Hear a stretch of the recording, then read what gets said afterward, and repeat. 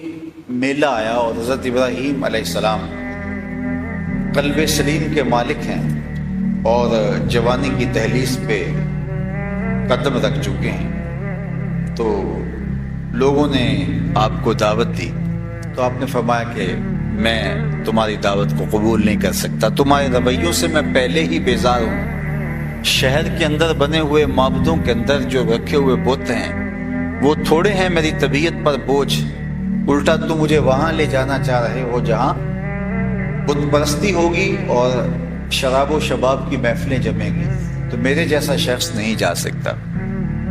تو خیر وہ اپنے بتوں کے سامنے مختلف چیزیں رکھ کر کے آپ باہر چلے گئے میلہ دیکھنے کے لیے، اور حضرت ابراہیم علیہ السلام اٹھے اور ہاتھ میں کلہاڑا پکڑا۔ قرآن نے سورہ الصافات اٹھائیے، فراغ الی آلہتہم فقالوا الا تاکلون، تو آپ نے کہا کہ تم کھاتے نہیں ہو، کیونکہ انواع اقسام کی چیزیں ان کے سامنے رکھی پڑی تھی۔ جن لوگوں نے تھائی لینڈ کا، سری لنکا کا یا انڈیا کا سفر کیا ہوگا تو وہ اس بات کو جانتے ہیں کہ وہ کس طرح چھوٹی چھوٹی پیالیوں کے اندر چیزیں ان بتوں کے آگے سجا کر کے رکھ دیتے ہیں، اور وہ مٹی کے مجسمے یا پتھر کے تراشے ہوئے اصنام یا لکڑی کے وثن بھلا ان کو کیسے کھا سکتے ہیں؟ تو وہ ان کے سامنے تبرک کے طور پہ ان کا عقیدہ جو تھا اس کے مطابق انہوں نے رکھے ہوئے تھے۔ اب حضرت ابراہیم جب داخل ہوئے تو دیکھا کہ طرح طرح کے کھانے ان بتوں کے آگے رکھے ہوئے، تو آپ نے فرمایا الا تاکلون، کھاتے نہیں ہو؟ ما لکم لا تنطقون، اب وہ کیا جواب دیتے؟ تو پھر کہا تو تم بولتے بھی نہیں ہو، بات بھی نہیں کرتے۔ یہ ان بتوں کی تدحیق کے لیے تھا، یہ نہیں تھا کہ حضرت ابراہیم کو گمان تھا کہ یہ کیوں نہیں کھا رہے، بلکہ ان کی تذلیل کے لیے، ان کی تدحیق کے لیے، ان کی بے بسی کو بیان کرنے کے لیے آپ نے کہا فقال الا تاکلون، کھاتے نہیں ہو؟ ما لکم لا تنطقون، اچھا بولتے بھی نہیں ہو، بات بھی نہیں کرتے، کیوں نہیں کھا رہے؟ فراغ علیہم ضربا بالیمین، تو آپ نے دائیں ہاتھ کی ضرب سے ان کے ٹکڑے ٹکڑے کر دیے۔ اللہ نے بائیں ہاتھ کی نسبت دائیں ہاتھ میں زور زیادہ رکھا ہوا ہے، تو ویسے تو ہمارے پنجابی میں کہتے ہیں کھبے ہاتھی بھی پئی ہوئے تھے، وہ بھی جو ہے اس سے بھی طور جو ہے وہ دوسری طرف ہو جاتے ہیں، لیکن اگر سیدھے ہاتھ کی ماریں تو الٹے ہاتھ کی بھی بندے کے ہوش اڑا دیتی ہے، لیکن سیدھے ہاتھ کا زور زیادہ ہے۔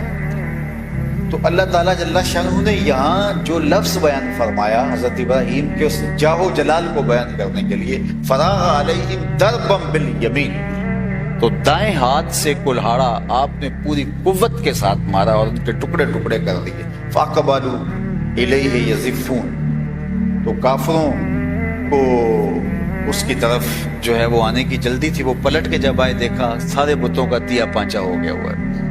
دوسرے مقام پہ اللہ تعالیٰ نے ارشاد فرمایا کہ ان کے ٹکڑے ٹکڑے ہو گئے، چورا چورا ہو گئے، جب آپ نے اپنے کلہاڑے سے ان کے ٹکڑے کر دیے۔ اور اچھا کیا کیا کہ آپ نے جو وہ جو کیا نام لیتے ہیں کلہاڑا تھا، وہ بڑے بت کے اوپر ڈال دیا، اس کے ٹکڑے ٹکڑے کر دیے۔ سورہ الانبیاء کے اندر بھی اس مضمون کو دیکھا جا سکتا ہے، بڑی خوبصورتی کے ساتھ سورہ الانبیاء کے اندر اس مضمون کو میرے رب نے بیان کیا ہے، اور خوبصورتی کے ساتھ اس کو ہمارے سامنے رکھا ہے کہ حضرت یوسف، حضرت سیدنا ابراہیم علیہ السلام کس طرح اللہ کی توحید کے پرستار ہیں، اور پیغمبرانہ شان کے ساتھ اور عظمت کے ساتھ کس طرح آگے بڑھتے ہیں۔ تو آئیے ذرا اس مضمون کو ہم سورہ الانبیاء جو قرآن مجید کی 21ویں سورت ہے اس میں اس مضمون کو دیکھ سکتے ہیں۔ تو ارشاد فرمایا کہ اللہ تعالیٰ جل شانہ نے حضرت ابراہیم علیہ السلام کو رشد عطا کیا، برکتوں سے مالا مال کیا، اور ان کو قوت، توانائی، شان و شوکت سب کچھ عطا کیا۔ اب وہ بت خانے کے اندر جب تشریف لائے اور دیکھا کہ وہاں جھوٹی خدائی کے زوم کے اندر وہ اپنے آگے مختلف چیزیں جو کفار کی جانب سے سجائی گئی ہیں، تو وہ وہاں بیٹھے ہوئے ہیں، تو آپ نے آ کر کے ان پر وار کیے اور ان کے ٹکڑے ٹکڑے کر دیے۔ تو جب ان کے ٹکڑے ٹکڑے ہو گئے، فَجَعَلَهُمْ جُزَازًا إِلَّا كَبِيرًا لَهُمْ، اللہ فرمائے اللہ تعالیٰ نے ان کے ٹکڑے ٹکڑے کر دیے حضرت ابراہیم نے، مگر جو بڑا تھا اس کو کچھ نہیں کہا۔ یہ حکمت تھی، جس طرح مناظرے کا ایک رنج دنگ ہوتا ہے، دلیل راستہ چھوڑنا پڑتا ہے کہ یہاں کوئی آ کے پھنسے تو پھر جو ہے وہ میں اس کو قید میں کر سکوں۔ مچھلیاں پکڑنے کے لیے بھی طریق ہوتا ہے کہ ایک جانب سے راستہ چھوڑ دیا جاتا ہے اور مچھلیوں کو وہاں سے راستہ ملے اور وہاں سے وہ اس جو ہے وہ کم پانی میں آ جائے اور پھر وہاں سے پکڑ لیا جائے۔ تو یہ طریق ہوتا ہے کسی کو پھنسانے کے لیے۔ تو بڑے بت سے نفرت کم نہیں تھی، یا اس پر یہ نہیں تھا کہ اس پر غصہ نہیں تھا یا اس سے کوئی معاہدہ تھا، بلکہ کفار کو لاجواب کرنے کے لیے ایک طریق تھا کہ ان کے چھوٹے چھوٹے جتنے بھی بت تھے اور بتنیاں تھیں سب کے ٹکڑے ٹکڑے کر دیے۔ قرآن نے جو لفظ استعمال فَجَعَلَهُمْ جُزَازًا، ان کے ٹکڑے ٹکڑے کر کے رکھ دیے، إِلَّا كَبِيرًا لَهُمْ، لیکن جو بڑا بت تھا اس کو یوں ہی چھوڑ دیا۔ لَعَلَّهُمْ إِلَيْهِ يَرْجِعُونَ، کہ شاید وہ اس کی طرف آئیں اور اس سے کچھ پوچھیں۔ قَالُوا مَنْ فَعَلَ هَذَا بِآلِهَتِنَا إِنَّهُ لَمِنَ الظَّالِمِينَ۔ اب جب وہ واپس پلٹے اور انہوں نے دیکھا کہ ہمارے بتوں کے ساتھ کسی نے بہت برا سلوک کیا ہے، تو وہ کہنے لگے ہمارے خداؤں کے ساتھ جس نے بھی یہ کیا ہے اس نے بہت ظلم کیا ہے، بہت زیادتی ہوئی ہے۔ اب وہ بیٹھ کے آپس میں سوچنے لگے کہ یہ ہوا کیا، یعنی یہ ان کے محافظ کہلاتے تھے اور نمرود کی جھوٹی خدائی ان کے بل بوتے پہ چل رہی تھی ان کے زوم کے مطابق، اور وہ ان کو اپنی ساری ضرورتوں کا کفیل بھی سمجھتے تھے اور اپنے لیے بہت بڑی ڈھال اور ڈھارس بھی سمجھتے تھے کہ یہ بت ہمیں کچھ نہیں ہونے دیں گے اور ہمارے ضروریات کی کفالت بھی یہی کریں گے۔ لیکن جب وہ اپنے آپ کو بھی نہ بچا سکے اور ان کا تیا پانچا ہوا ہے اور وہ بکھرے پڑے ہیں، کسی کا کان کٹا ہے، کسی کی ناک کٹی ہے، کسی کے اعضاء ٹوٹے ہیں، کسی کا پیٹ چاک ہے، کسی کی ٹانگیں توڑ دی گئی ہیں، بڑے حیرت زدہ ہوئے اور آپس میں بیٹھے اور کہا کہ یہ کس نے کیا ہوگا؟ پورے بابل کے اندر یہ کسی کو جرأت ہو سکتی ہے کہ اپنے خداؤں کے ساتھ یہ کرے؟ قالوا سمعنا فتى يذكرهم يقال له ابراہیم، تو لوگوں نے کہا ایک جوان ہے یہاں جس کا نام ابراہیم ہے۔ ان بتوں کے بارے میں اس طرح کے خیالات تو اسی کے ہیں، بتوں کو خیر سے یاد نہیں کرتا، وہ جب بتوں کی بات کرتا ہے تو تمسخر اڑاتا ہے، تضحیک کا نشانہ انہیں بناتا ہے، تو وہ ان کی جھوٹی خدائی کا قائل نہیں ہے، تو یہ اسی کا کیا دھرا ہو سکتا ہے۔ قالوا فاتوا به على اعين الناس لعلهم يشهدون، کا دربار لگا لیا جائے اور اس کو بلا لیا جائے، اور جس نے بھی ابراہیم سے ان بتوں کی برائی سنی ہے وہ گواہی دے کہ کیا واقعی یہ بتوں کا مخالف ہے۔ تو جب یہ بہت سارے لوگوں کی گواہی سے ثابت ہو جائے گا کہ یہی جوان ہے جو پورے شہر میں بتوں کا مخالف ہے، تو پھر یہ سب کچھ اسی نے کیا ہوا ہوگا۔ باقاعدہ دربار لگ گیا، آیان سلطنت بھی بیٹھ گئے، وزراء بھی بیٹھ گئے، نمرود خود آ کے بیٹھ گیا۔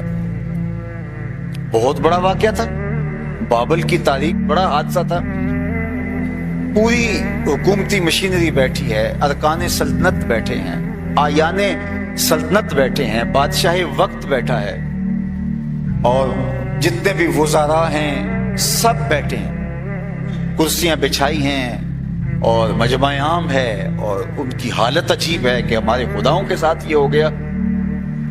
تو ایک تنہا شخص ابراہیم علیہ السلام، سب کو شک ان پہ ہے کیونکہ وہ بتوں کے خلاف وہی بولتا ہے، تو کہا جاؤ بلا کے لاؤ۔ تو گیا جا کے انہیں ہرکارا جا کے بلا لایا۔ اب اتنے بڑے ہجوم کے اندر جو نظریاتی مخالف بھی ہو، اقتدار کی مسندیں بھی ان کے پاس ہوں، ظالم اور جابر بھی ہوں اور ایک شخص کا حمایتی پورے مجمع کے اندر کوئی نہ ہو تو نفسیاتی پریشر بندے کے اوپر آ جاتا ہے اور بندہ ڈول جاتا ہے. لیکن توحید کا نور سینے میں جب رچ جاتا ہے تو پھر ساری خدائی بھی ایک طرف ہو تو بندہ پرواہ نہیں کرتا ہے. تو حضرت ابراہیم علیہ السلام اس بھرے مجمع میں لائے گئے اور انہوں نے کہا قالوا انت فعلت هذا بآلهتنا یا ابراہیم، ابراہیم ہمارے ان خداؤں کے ساتھ یہ سلوک تم نے کیا ہے؟ یہ فوراً سوال جڑ دیا. تو حضرت ابراہیم نے پوری پلاننگ تھی تو آپ نے برجستہ جواب دیا. قال بل فعلہ کبیرہم ھذا، ان کے بڑے نے کیا ہوگا، اسلحہ اس سے برآمد ہوا ہے. بڑوں اور چھوٹوں کی آپس میں لڑائی ہوگی، یہ بڑا تھا غالب آ گیا، باقیوں کو کاٹ دیا ہے، اور کلہاڑا بھی اس کی گردن پر، اس کے کندھے پر تھا، تو اسی نے کیا ہوگا. ھذا فاسألوہم ان کانوا ینطقون. اچھا چلو یہ نہیں بتا رہا تو ان سے پوچھ لو تمہارے ساتھ کس نے کیا ہے. یہ جن کے کان کٹے ہیں، جن کی ٹانگیں توڑی گئی ہیں، جن کے پیٹ چاک کیے گئے ہیں، یہ جن کا تیا پائچا کر دیا ہے، چلو ان سے پوچھ لو کہ تمہارے ساتھ کس نے کیا. کتنی زبردست کاٹ تھی، کلہاڑے سے بھی سخت کاٹ تھی. پہلے کہا بڑے نے کیا ہوگا، اسلحہ اس سے برآمد ہوا ہے، کرینہ حالیہ یہی ہے. پھر کہا اچھا چلو ان سے پوچھ لو، یہ بتائیں کہ ہمارے ساتھ کس نے سلوک کیا. فرجعوا الى انفسهم فقالوا انکم انتم الظالمون. قرآن نے یہاں ان کی کیفیت بیان کی. جب حضرت ابراہیم نے یہ کہا نا تو پھر ان کی جو کیفیت ہوئی وہ بیان کی. فرجعوا الى انفسهم، اللہ اکبر، وہ اپنے جی کی طرف پلٹے، اپنے اندر اترے، اپنے ضمیر کی طرف جھانکنے لگے. ضمیر سے جو آواز آئی وہ کیا تھی؟ فقالوا انکم انتم الظالمون. اندر سے آواز آئی تم خود ہی ظالم ہو. جو اپنا دفاع نہ کر سکیں اور اپنے درد کی پپتا بھی نہ سنا سکیں، اپنی مظلومیت کی کہانی بھی بیان نہ کر سکیں، وہ تمہارا کیا کریں گے. یہ اندر سے ضمیر چیخ رہا تھا، اندر سے آوازیں آ رہی تھی. قرآن نے یہ منظر بیان فرمایا. فرجعوا الی انفسہم، تو وہ اپنے من کی طرف پلٹے، اپنے ضمیر کی طرف جھانکنے لگے. فقالوا انکم انتم الظالمون، اور اپنے آپ کو کہنے لگے تم خود ہی ظالم ہو. لیکن یہ چند لمحوں کے لیے تھا یہ احساس. ثم نکسوا علی رؤوسہم، پھر انہوں نے اپنے سروں کو نیچے جھکا لیا اور گھٹنوں کے درمیان رکھ دیا. جب انتہائی شرمندہ ہو اور دلیل نہ ہو بندے کے پاس تو پھر جب وہ بات نہیں کر سکتا تو آنکھوں میں آنکھیں ملا نہیں سکتا. تو قرآن نے اس منظر کو بیان کیا. پھر اپنے سروں کے بل اوندا دیے گئے، یعنی سروں کو اپنے گھٹنوں پر رکھ لیا انہوں نے. اور وہ جو آج کہہ رہے تھے ابھی چند لمحوں، انت فعلت ھذا بآلہتنا یا ابراہیم، اے ابراہیم ہمارے خداؤں کے ساتھ یہ تم نے کیا ہے. لہجے میں کڑک تھی، لہجے میں کھنک تھی، متکبرانہ مغرورانہ لہجہ تھا، جھوٹی خدائی کا ناقوس بج رہا تھا. اور انہیں غرور اور تمکنت کے ساتھ، جس طرح کو کٹہرے میں مجرم ہوتے ابراہیم کو کہہ رہے تھے تم نے ہمارے خداؤں کے ساتھ یہ کیا ہے. اب جو گردن اٹھا کے یہ کہہ رہے تھے، ابراہیم نے صرف دو لفظ کہے. بڑے نے کیا ہوگا، اسلحہ اس سے برآمد ہوا ہے، یا ان سے پوچھ لو کہ تمہارے ساتھ یہ سلوک کس نے کیا. یہ صرف دو باتیں کی. دو باتوں کے بعد لہجے بدل گئے اور قرآن بتاتا ہے گردنیں جھکا لی. اور ابراہیم علیہ السلام سے کہ کیا بولے؟ لقد علمت ما هؤلاء ينطقون. لہجہ ٹوٹا ٹوٹا تھا، نظریں جھکی جھکی تھیں اور گردنیں جو ہے وہ جھکا کر کے اپنے گھٹنوں پہ ڈالی ہوئی تھیں. اور دھیمی سی آواز سے بولے، لفظ بولیے، سنیے، لقد علمت ما هؤلاء ينطقون. ابراہیم تجھے پتا ہے یہ بولتے نہیں. ابراہیم تو جانتا ہے یہ بیچارے بولتے نہیں ہیں. اللہ اکبر. یہی تو ابراہیم چاہ رہے تھے، اسی جگہ پہ ان کو لانا چاہ رہے تھے. اور جب انہوں نے کہا ابراہیم تو جانتا ہے یہ بیچارے بولتے نہیں ہیں، تو پھر جناب ابراہیم علیہ السلام کی خطابت کا رنگ دیکھنے والا تھا. اللہ اکبر، اللہ کا پیغمبر پیغمبرانہ شان سے کھڑا ہے، اور اس بھرے مجمع میں جہاں نمرود بھی ہے، آیان سلطنت بھی ہے، اور پوری قوم کھڑی ہے، اور حضرت ابراہیم کو کٹہرے میں لا کے کھڑا کیا تھا بطور مجرم کہ ہمارے خداؤں کے ساتھ یہ سلوک تم نے کیا ہے۔ دو لفظوں کی کاٹ کلہاڑوں سے بھی سخت ثابت ہوئی، اور حضرت ابراہیم علیہ السلام کے سامنے وہ لجاجت بھرے لہجے کے اندر جھکی جھکی آنکھوں سے دھیمے دھیمے انداز میں کہنے لگے، ابراہیم تو جانتا ہے یہ بیچارے بولتے نہیں ہیں، ان سے کیا پوچھیں۔ تو اسی موقع کی تلاش میں تھے، پھر اللہ کے نبی کھڑے ہوئے، اور جو انہوں نے لفظ کہے ذرا ان لفظوں کی کاٹ دیکھیے۔ آواز آئی، قال فتعبدون من دون اللہ ما لا ينفعکم شیئا ولا یضرکم اف لکم ولما تعبدون من دون اللہ افلا تعقلون۔ حضرت ابراہیم علیہ السلام نے فرمایا، تم اللہ کے علاوہ ان کو پوچھتے ہو جو نہ تمہیں نفع دے سکتے ہیں نہ تمہیں نقصان دے سکتے ہیں۔ اف لکم، یہ وہ لفظ تھے جس لفظ نے جو ہے وہ ان کو جھنجھوڑ دیا۔ اف لکم، افسوس ہے تمہارے اوپر، تف ہے تمہارے اوپر، وَلِمَا تَعْبُدُونَ مِن دُونِ اللَّهِ، تمہارے ان جھوٹے خداؤں پر بھی۔ افلا تعقلون، پھر اگلی کاٹ، تمہاری کھوپڑی میں دماغ نہیں ہے، تمہارے پاس عقل نہیں ہے۔ افلا تعقلون، کیا تم عقل نہیں رکھتے ہو؟ جو نہ تمہیں نفع دے سکے نہ تمہیں نقصان پہنچا سکیں، کوئی حملہ آور ہو تو اپنے آپ کو بچا نہ سکیں، دکھ کی کہانی بھی سنا نہ سکیں، اور وہ تمہارے معبود ہیں، وہ تمہیں مشکلوں سے بچاتے ہیں، تمہیں اذیتوں سے بچاتے ہیں، تمہیں تکلیفوں سے بچاتے ہیں، تمہارے لیے بارشیں برساتے ہیں، زمین سے سبزہ وہ اگاتے ہیں، جنگوں میں فتح تمہیں وہ دیتے ہیں، دشمن کی تلواروں کی کاٹ سے تمہیں وہ بچاتے ہیں۔ اف لکم ولما تعبدون من دون اللہ افلا تعقلون، کا افسوس ہے تمہارے اندر عقل نہیں ہے۔ اللہ اکبر۔ اب بتائیے اس کا کیا جواب تھا؟ اب تو سر نہیں اٹھ رہے تھے، جب بولتی بند ہو گئی، جب دلیل سے جواب دینا نہ آیا تو بولے، قرآن نے اس منظر کو بیان کیا ہے، بولے قالوا حرقوه وانصروا آلہتکم ان کنتم فاعلین، اس باغی کو جلا دو اگر اپنے بتوں کو بچانا چاہتے ہو۔ اس کی کاٹ کا آپ جواب نہیں دے سکتے۔ اگر آپ اپنے مذہب کو بچانا چاہتے ہو، اپنے عقیدے کو بچانا چاہتے ہو، اپنے بتوں کی حفاظت کرنا چاہتے ہو، تو ایک ہی حل ہے کہ اس کو جلا کے راکھ کر دو، نہ رہے بانس نہ بچے بانسری۔ اللہ اکبر۔ ایک چخا تیار کی گئی، اور اس چخا کے اندر بہت سارا ایندھن ڈالا گیا، ایک آدمی کو کاٹنے کے لیے، ختم کرنے کے لیے، منظر نامے سے ہٹانے کے لیے تلوار کا ایک وار ہی کافی تھا، لیکن انہوں نے کہا کہ ہم عبرت کا نشان بنائیں، بہت بڑی چخا بنائی۔ علماء نے لکھا ہے کہ وہ منتیں مانتے کہ میرا یہ کام ہو جائے تو میں اتنا ایندھن اس چخا میں ڈالوں گا۔ تو اس بہت بڑے آتش دان میں، اس بہت بڑی چخا کے اندر ہزاروں من ایندھن ڈال دیا گیا، پھر اس کو آگ دی گئی، اور اس کے جب شعلے بھڑکنے لگے تو اتنی بلندی پر آگ جا رہی تھی کہ اگر افق سے گزرتا ہوا کوئی پرندہ بھی گزرتا وہ بھی جل بن کے کباب بن کے اندر گر جاتا، اتنی تپش تھی۔ یہ اب آگ جلا بیٹھے تو اب دور دور تک اس کی تپش پہنچ رہی ہے، تو کیسے ابراہیم کو ڈالنے جائیں؟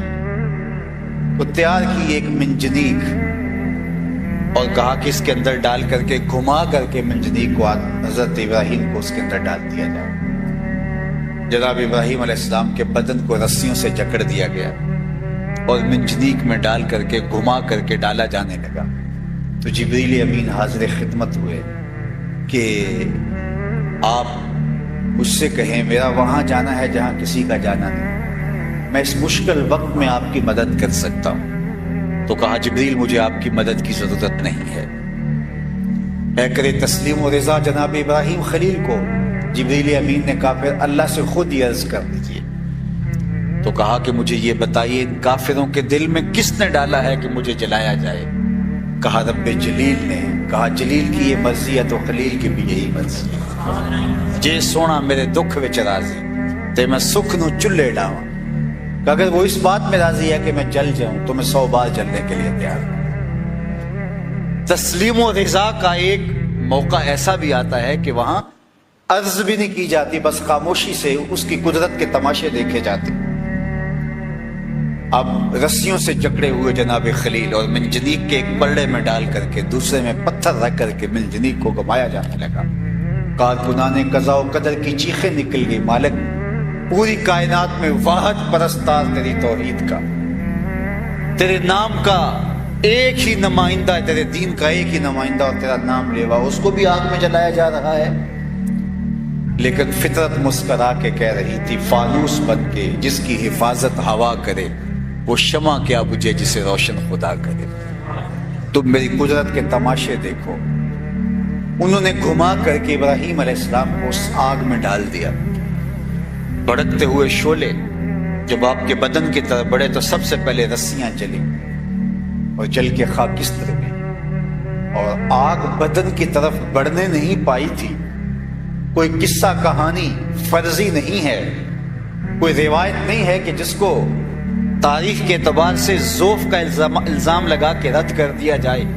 قرآن نے ہمیں بتایا ہے کہ جب جناب ابراہیم علیہ السلام کو آگ میں ڈال دیا گیا تو آواز آئی، قلنا یا نار کونی بردم و سلاما علی ابراہیم، اے آگ میرے ابراہیم پر سلامتی کی ٹھنڈی ہو جائے۔ اتنی ٹھنڈی بھی نہ ہونا کہ میرے خلیل کو سردی لگنے لگ جائے، سرد بھی مناسب، یعنی کولنگ بھی ایسی ہو کہ جو تکلیف کا باعث نہ ہو۔ تو کہا کہ آگ میرے خلیل کے لیے ٹھنڈی ہو جائے۔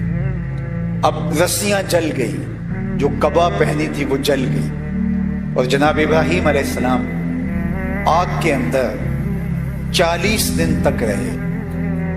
40 دن تک مسلسل آگ کے شعلے بھڑکتے رہے، اور انہیں یہ رہا تھا کہ اندر تو ان کا کوئی ذرہ بھی نہیں بچا ہوگا، ان کے بدن کی راکھ بھی نہیں بچی ہوگی، لیکن باہر آگ جل رہی تھی، اندر نسیم جنت کی ہوائیں چل رہی تھی۔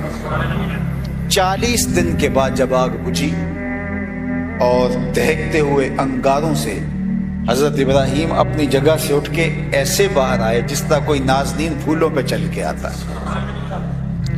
اللہ اکبر۔ کسی نے حضرت ابراہیم علیہ السلام سے پوچھا، اے ابراہیم بتاؤ زندگی کے یادگار لمحے اور دن کون سے ہیں؟ کہا وہی 40 دن جو نار نمرود میں بسے ہوئے تھے۔ کمایا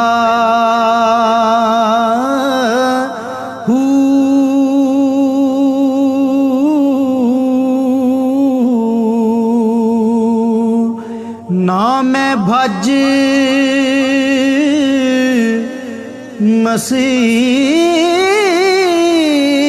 مسیتی وڑیا نا تسبا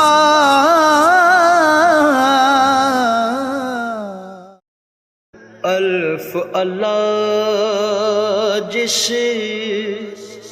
دل بر ہووے، الف اللہ جس دل بر ہووے، منہ زردی لہو اکھیاں رو دے، جس اپنے تو اللہ تعالیٰ نے تنبیہ کے انداز کے اندر حضرت انسان کی اس فطرت کو بیان بھی فرمایا اور اس کو جھنجھوڑ کر کے کہا کہ تیرا ان دنیا کی بھول بھلائیوں میں کھو جانا مقصد نہیں تھا، تیرا مقصد اپنے مالک کی رضا جوئی اور اس کے قرب کی تلاش تھی۔ تو فرمایا بل تؤثرون الحیات الدنیا، تمہارا ترجیحی انداز کیا ہے کہ تم دنیا کی جیتی زندگی کو ترجیح دیتے ہو، والآخرۃ خیر وابقی، حالانکہ آخرت بہتر بھی ہے اور آخرت دائمی بھی ہے، نہ ختم ہونے والی زندگی ہے آخرت، کبھی ختم نہیں ہوگی۔ یہ دنیا جتنی بھی ہو، ایک آدمی 100 سال بھی زندگی پائے تو پھر بھی تو موت ہی ہے۔ حضرت موسیٰ علیہ السلام کے پاس جب قبض روح کے لیے اسرائیل آئے تھے تو پوچھا کدھر آئے ہو؟ کہا قبض روح کے لیے آیا ہوں، تو انہوں نے تھپڑ لگا دیا تھا، فلطم علی وجہہ، تو واپس چلے گئے تو کہا مالک ایک ایسے شخص کے پاس بھیجا جو مرنا ہی نہیں چاہتا، تو کہا پھر جا میرے بندے کے پاس اور اسے کہہ کہ ایک بیل کی پشت پہ ہاتھ رکھیے گا اور جتنے بال نیچے آئیں گے اتنی عمر بڑھا دیں گے۔ حاضر خدمت ہوئے، پوچھا کہ پھر دوبارہ آگے ہو؟ کہا کہ بس آپ کے عمر کے اضافے کا سندیسہ لے کر آیا ہوں، کسی بیل پہ ہاتھ رکھیے گا، جتنے بال نیچے آئیں گے اتنی عمر بڑھا دی جائے گی۔ تو بولے پھر کیا ہوگا؟ کہا پھر موت۔ کہا اگر پھر بھی ہے تو ابھی روح قبض کر، 100 سال بھی جئیں گے تو پھر بھی موت ہے۔ موت ہے ہنگامہ آرا کلزم خاموش میں، ڈوب جاتے ہیں سفینے موج کی آغوش میں۔ اگر کسی نے ہمیشہ رہنا ہوتا اس ظاہری زندگی میں تو انبیاء کو موت نہ آتی، لیکن یہ ضابطہ ان پر بھی پورا ہوا۔ شہنشاہ، کج کلا بادشاہ، بڑے بڑے حکامہ، دانشور، صحت مند افراد بھی آغوش موت میں اتر گئے۔ میں اور آپ ہوتے کیا ہیں؟ ہم تو ایک ایسا جرثومہ جو خوردبین سے بھی پورا دکھائی نہیں دیتا، اس نے پوری دنیا کو ہلا کے رکھ دیا۔ انسان ذرا دیکھ تو ہے کیا؟ وَمَا يَعْلَمُ جُنُودَ رَبِّكَ إِلَّا هُوَ، اللہ کے لشکروں کو تو جانتا ہی نہیں ہے کہ اس کے لشکر کیسے ہیں۔ وہ لنگڑے مچھر سے نمرود کے تکبر کو خاک میں ملانا جانتا ہے، وہ ابابیلوں سے ہاتھی مروانا جانتا ہے، وہ کرونا وائرس سے پوری دنیا کا نظام معطل کرنا جانتا ہے۔ اس کے لیے کوئی مشکل نہیں ہے۔ وَالْآخِرَةُ خَيْرٌ وَأَبْقَىٰ، کہا آخرت بہتر بھی ہے، دائمی بھی ہے۔ زندگی تو گزر ہی جاتی ہے جیسے گزرے، اصل زندگی آخرت کی زندگی ہے۔ خندق کھودتے صحابہ پر پیار آیا تو یہی کہا، اللہ زندگی وہی ہے جو آخرت کی زندگی ہے، میرے انصار کو بھی بخش دے، میرے مہاجروں کو بھی بخش دے۔ یہ زندگی اچھی بنا لیں، میں نہیں آپ کو روکتا، گھر بھی اچھا بنا لیں، گاڑی بھی آپ کے پاس اچھی ہونی چاہیے، اچھا کھائیں اچھا پہنیں، بالکل نہیں روکتا، شریعت بھی منع نہیں کرتی، لیکن یہ چیزیں اگر آخرت کے سودے پر ہوں، آخرت کو برباد کر کے حاصل کی جائے تو یہ خسارے کا سودا ہے۔ اور اگر آخرت کا کچھ نہیں بگڑتا اور دنیا کی زندگی بھی سنورتی ہے تو یہ راستے ملتے ہیں، ہمارا دین ہمیں راستہ دیتا ہے۔ تو آئیے یہ جہاں بھی سوار لیجئے، وہ جہاں بھی سوار لیجئے، میں اور آپ ایک ایک سانس اللہ کے لیے، اس کے رسول کے لیے بسر کریں۔ ہم جئیں تو اس کے لیے، ہم مرے تو اس کے لیے۔ اللہ ہم کو دنیا آخرت کی بلائیاں نصیب فرمائے۔ انسانی فطرت ہے کہ وہ بھاگتا ہے نفع کی طرف، اور دنیا کی زندگی اس کے لیے ایک میٹھا خواب ہے، حلم کہا گیا، میٹھا خواب، اور وہ بھول جاتا ہے کہ یہ سب کچھ ٹوٹ کے بکھر جانے والی چیزیں اور یہ سب کچھ یہاں رہ جانے والا ہے۔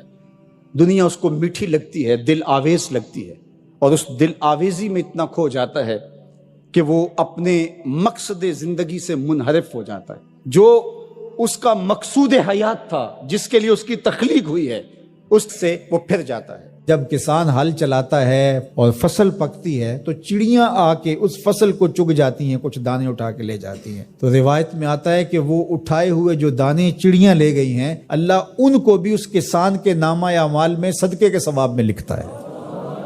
تو یہ دین ہے ہمارا۔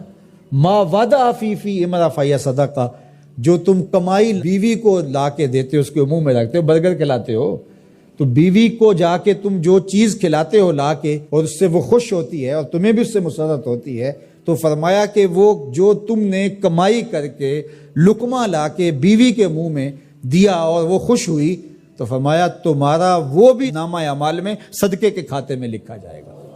تمہارا دین تو کتنا آسان دین ہے، تمہارا دین تو اتنا اچھا دین ہے۔ صرف یہ ہے کہ نیت کے فرق سے میں نے کہا چور اور چوکیدار بنتا ہے، اس نیت کے قبلے کو درست کرنا ہے، اس لیے اس کو ثلث دین کہا گیا ہے، انما الاعمال بالنیات۔ تو ہم اس کے لیے جیتے ہیں، میری زندگی کا مقصد تیرے دین کی سرفرازی، میں اسی لیے مسلمان، میں اسی لیے نمازی، بات ختم۔ ہم بس اسی کے لیے جی رہے ہیں، اسی کا حکم ہے۔ اپنی اولاد کی اچھی تربیت کرو، ان کو دین کے سپاہی بنانا ہے، اس کو اللہ کے مطیع اور فرما بردار بندے بنانا ہے۔ اس کے لیے جو تم کوشش کر رہے ہو تو تمہارا یہ صدقہ لکھا جا رہا ہے۔ تم مجاہد فی سبیل اللہ ہو، تم اپنی اولاد کے لیے اس لیے کمائی کر رہے ہو کہ ان کو جو ہے وہ اللہ کا ایک مطیع بندہ بنانا ہے۔ تم اپنے ہمسایوں کے ساتھ اس لیے سلوک کر رہے ہو کہ ہمسائے اور اللہ رسول کا حکم ہے اور میں نے ہمسایوں کے ساتھ اچھا سلوک کرنا ہے۔ تم رشتہ داروں کے ساتھ نبھا رہے ہو ان کے تلخ رویوں کے باوجود بھی کہ اللہ رسول کا حکم ہے، لہٰذا میں توڑ تو نہیں سکتا، لہٰذا اللہ اس کا بھی تمہیں اجر عطا کرے گا۔ ان تلخ رویوں کا تمہیں تمہارے نامہ اعمال میں اجر و ثواب لکھا جائے گا جو تم سہتے ہو اور برداشت کرتے ہو۔ تم سردی سہتے ہو، تم گرمی سہتے ہو، تم مشکلیں سہتے ہو، تو یہ ساری تمہارا دین ہے۔ چونکہ تمہارے دین کو اللہ نے بہت خوبصورت بنایا ہے، تمہارا دین اور تمہاری دنیا الگ نہیں ہے۔ ایک صحابی کو حضور نے دیکھا کہ وہ بہت کمزور تھا، تو فرمایا کہ تمہاری یہ کیا حالت ہے، تم اتنے کمزور ہو؟ اس نے کہا میں نے اللہ سے ایک دعا مانگی تھی، شاید وہ قبول ہو گئی ہے۔ فرمایا کیا ہوا؟ میں نے دعا مانگی تھی اللہ جو آخرت کے حصے کے دکھ ہیں وہ بھی دنیا پہ بھیج دے اور میری آخرت صاف ہونی چاہیے، تو شاید میری دعا قبول ہو گئی ہے، اور مجھے بہت ساری بیماریاں، دکھ اور اذیتیں ہیں جنہوں نے مجھے گھیر رکھا ہے۔ تو اس پر حضور خوش ہونے کی بجائے اسے ناراض ہو کے کہا کہ تو نے یہ کیوں کہا کہ آخرت کے حصے کے دکھ دنیا پہ آ جائیں؟ تو نے یہ کیوں نہیں کہا ربنا آتنا فی الدنیا حسنۃ وفی الآخرۃ حسنہ، اللہ مجھے اس جہاں میں بہتریاں دے دے، اس جہاں میں بہتریاں دے دے۔ تو یہ زندگی اچھی جئیں، اچھی سواری، اچھی بیوی اور کشادہ مکان انسان کی خوش قسمتی سے، مسلمان کی، مومن کی خوش قسمتی سے بتایا گیا ہے۔ اچھا اللہ آپ کو گھر دے، اس میں آسودہ رہیں، اللہ آپ کو اچھی فرما بردار نیک صالحہ بیوی دے، بہت اچھی بات ہے۔ اللہ آپ کو اچھی گاڑی دے دے تو اس میں کوئی گناہ نہیں ہے، کوئی برائی نہیں ہے، اچھی بات ہے۔ یہ نہیں ہے کہ دین یہ ہے کہ آپ اپنے تن کے کپڑے بھی اتار کے پھینک دیں اور سردی میں ننگے ہو کے بیٹھ جائیں، یہ کوئی دین ہے، یہ نہیں ہے۔ ہمارا دین کیا ہے؟ تمہاری نیت کا قبلہ درست ہو، تمہیں جو ملتا ہے تھوڑا ہے یا زیادہ اس پہ تم راضی ہو، تھوڑا ملے تو پھر بھی مالک تیری مرضی میں اس پہ راضی ہوں، اور زیادہ ملے مالک میں تیری مرضی پہ اور تیری عطا پہ راضی ہوں۔ تھوڑا ملے تو صبر کرے، زیادہ ملے تو بانٹنا شروع کر دے، بات ختم ہو گئی۔ اور کاروبار کرے تو اللہ کی رضا کے لیے جائے، اور بچوں کو ایک اچھی تربیت کی نیت سے گھر سے نکلتا ہے۔ حتیٰ کہ جو کاروبار کرتے ہوئے مشقتیں آتی ہیں، ٹینشنیں آتی ہیں، پریشانیاں آتی ہیں، جھٹکے لگتے ہیں انسان کو، گاہک کے رویے کی وجہ سے کسی نے ادھار لے لیا، وہ پیسے نہیں دے رہا، بار بار اس کو کہنا پڑتا ہے، اس کے سخت اور تلخ رویے ہیں، یہ جو جھٹکے اور تکلیفیں اور جو ٹینشنیں آتی ہیں، اس تاجر کو اللہ کی جانب سے اس کا بھی ثواب عطا کیا جاتا ہے۔ تو یہ کتنی کرم نوازی ہے اس کی، اور کتنی رحمت ہے اس کی جو اللہ تعالیٰ نے اہل ایمان پہ رکھی۔